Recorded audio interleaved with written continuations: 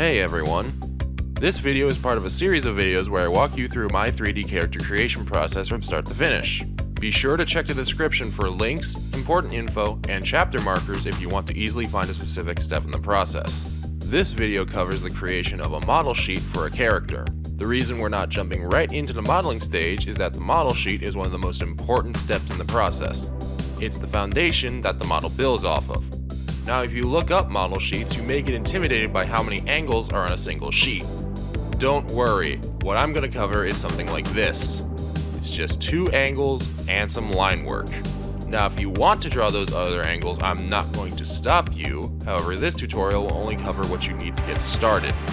Once you have a character in mind, open your drawing program of choice and start sketching a front view of your chosen character. The character I've chosen for this series is my own character, Cassie.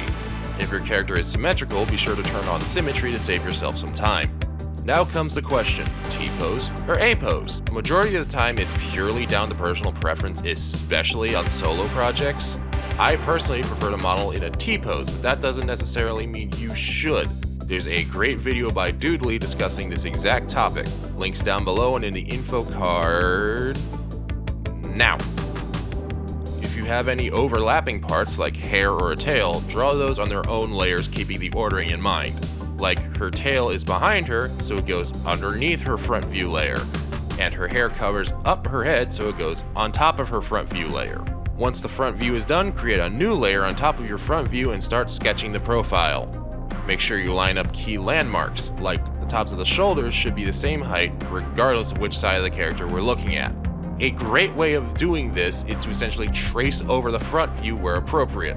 If your character is asymmetrical, you're going to need to draw both sides. Be sure to separate overlapping parts just like with the front view.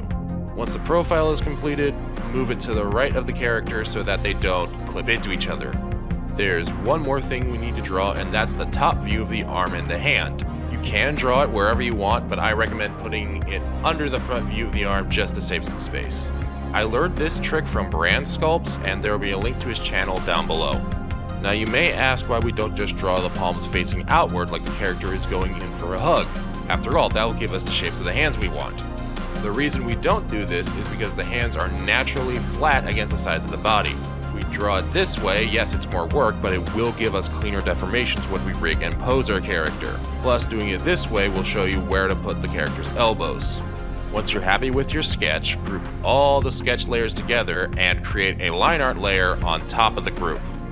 Be sure to keep the overlapping elements each on their own line art layer. Once the line art is done, crop the canvas down to just the character, then export each line art layer as its own image. You can color it if you want, but it's not strictly necessary. And that about covers it. The next videos in this series will go over using the sheet we made today and get started on modeling. If it's out already, there will be a link in the description to the rest of the series, but until then, I'll see you in the next video. Bye bye!